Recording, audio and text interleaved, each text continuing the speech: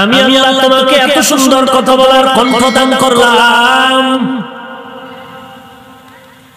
এরে গোলাম, যেই আল্লাহ আমি তোরে এত সুন্দর একটা চেহারা বানায় দিলাম, একই মায়ের সন্তান 5টা সন্তান দিলাম, কারো চেহারার সাথে কারো চেহারার মিল নাই, কারো কণ্ঠের আওয়াজের সাথে অন্য কারো কণ্ঠের আওয়াজের মিল নাই।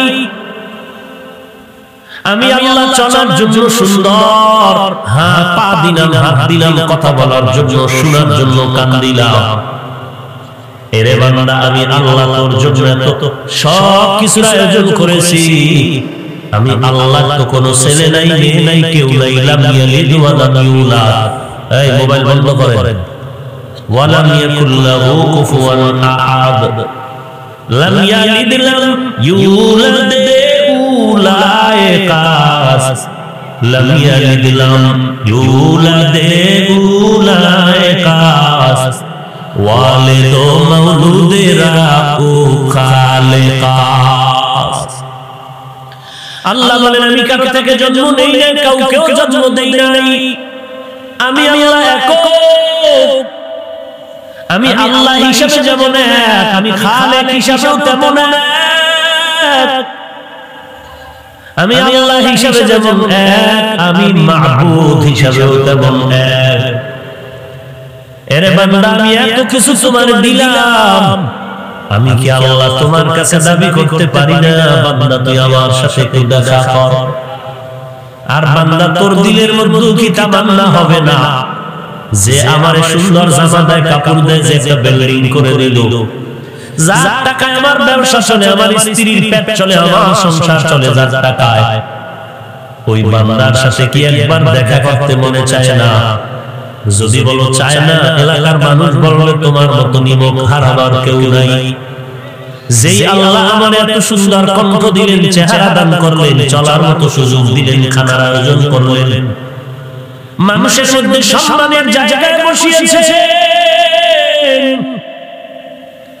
বান্দা তোমার কি মনে চায় না ওই আল্লাহর সাথে মুলাকাত করবা?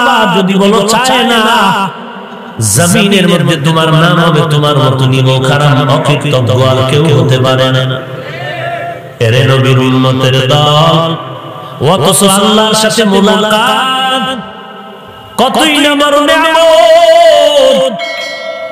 কিয়ামতের ময়দানে মানুষের সব জান্নাত যখন দেওয়া হয়ে যাবে, জান্নাতীরা জান্নাতে যাবে, আল্লাহ শেষ সময় বলবে মনের মধ্যে কোনো আশা আছে নাকি? বলো। আল্লাহর বান্দারা বলবে, ও দয়ার মালিক, যে এমন সুন্দর জান্নাত পাইলাম, ওই জান্নাতের মালিকের তো এখন দেখতে পারি নাই। আল্লাহ বলেন, অপেক্ষা কর, এখনই তোমার মালিক রব্বে কারীম আল্লাহ তাআলা তোমাদের যারা আসে তাদের সাথে মুলাকাত করতে চাও, একটু অপেক্ষা করো। রব্বুল আলামিন এখন নূরের পর্দা উঠাইয়া তার আপন বান্দার সাথে এখনই মুলাকাত দিবি। কত বুঝায় মা বাবা, এদেশে মাইয়ার কি অভাব বলে না তো? কয় তাহলে ফকিন্নির মাইয়ার পেছনে কেন দৌড়াও? কোটিপতির মেয়ে দিব, দিকে নজর দিস না, যতই বয়ান করে আবার মাথাটা নষ্ট হয়ে যায়। বয়ান শোনার পরে বলে, মা তোমার বয়ান আমি বুঝতে পারি নাই, বাবার বয়ান বুঝতে পারি নাই, আমি ফকির বুঝি না, গরিব বুঝি না, ড্রাইভার বুঝি না, আমার মেয়েটা আমার আপন, ওই মেয়েটাকে ছাড়া আমি বাঁচবো না, আমি না খাইয়া থাকবো, লেখাপড়াও করবো না, খানাও খাবো না, তোমাদের কাছেও থাকবো না, প্রয়োজনে জীবন দিয়ে দিব। মা বাবা এত বুঝায়, তারপরও ছেলেটা কেন বুঝতে চায় না? এর একমাত্র কারণ, দিলের মধ্যে মা বাবার মহব্বতের থেকে মেয়েটার প্রতি মহব্বত গালিব হয়ে গেছে। এখন যদি তাকে জিগাইতে থাকে, এই বেটা ওই মেয়ের মধ্যে কি পাইছো? ওর যেমন চেহারা, ওর থেকে আরো সুন্দরী চেহারাওয়ালা অভাব নাই, রমনা পার্কের গোড়ায় গিয়া দেখ। এরে আল্লাহর বান্দা, ওই মেয়েটার যেমন 2 হাত আছে, যেই অন্য অন্য সুন্দরী মেয়েটারও তো হাত আছে, ওই মেয়েটার যেমন বডি ফিটনেস সুন্দর, আরো কত মেয়ের বডি ফিটনেস অনেক সুন্দর আছে। এই মেয়েটার কিন্তু দুর্বলতা আছে, অন্য মেয়েটার কোনো দুর্বলতা নাই। এই মেয়েটার বাবারে কেউ চিনে না, অমুক এলাকার অমুকের মেয়ে কত দামি, কত সুনাম সুখ্যাতির বাবা। এই মেয়ের বাবা সিদ্ধিরগঞ্জে কেউ চিনে না, কিন্তু আমরা যেই মেয়েটা তোরে আইনে দেব, সিদ্ধিরগঞ্জের মানুষ তারে দেখলেই সালাম করে। এত গুণগান গাওয়ার পর ছেলেটা চুপ করিয়া বয়ানটা শুনলো। আধা ঘন্টা পরে মা খায় কি অবস্থা, বলে অবস্থা কি বুঝাবো, আমারে যতই বয়ান দাও কাজ হবে না রে মা, আমার মনের অবস্থা তোমারে বোঝানো যাবে না।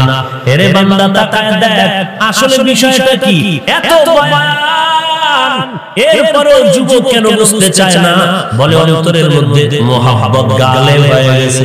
এই জমিনের মধ্যে যারা আমার আল্লাহর মোহাব্বত নিয়ে চিন্তায় বিভোর হয়ে যাবে, এদের যতই বেঈমানেরা ভয় দেখাক না কেন, আর যাই বলুন না কেন, খাঁটি আল্লাহ পাকের পাগল বান্দা আশিক বান্দার অন্তরে যখন আল্লাহর মোহাব্বত জমা হয়ে যায়, তখন বান্দাকে ডানে বামে যতই বুঝাস না কেন, ওই বান্দার জবানে শুধু আমার আল্লাহর নামের জিকিরের আওয়াজ।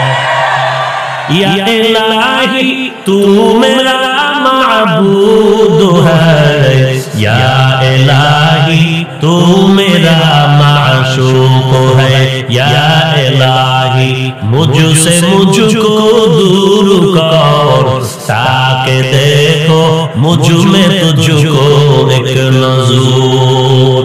বিষয়টা কিন্তু কলবের সাথে সম্পর্ক, চেহারার সাথে সম্পর্ক না।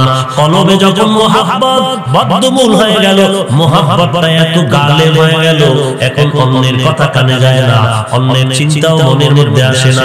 এরে বান্দা, ওই আল্লাহকে নিয়ে যারা গবেষণা করে, আল্লাহর মোহাব্বতের কুদরত নিয়ে যারা গবেষণা করে, ওই বান্দা একসময় চিন্তা করতে করতে করতে করতে আল্লাহ পাকের প্রতি এত আকৃষ্ট হয়ে যায়, আল্লাহর এমন পরিমাণ আশিক হয়ে যায়, আল্লাহর প্রতি তাদের অন্তর এত দাবিত হয়ে যায়, তখন তারা খানা খাইতে গেল, মনে মনে তাদের মনের ভিতরে তামান্না, আমার আল্লাহ কই, আমার আল্লাহরে কোথায় পাই, যে আল্লাহ আমারে তো আপন।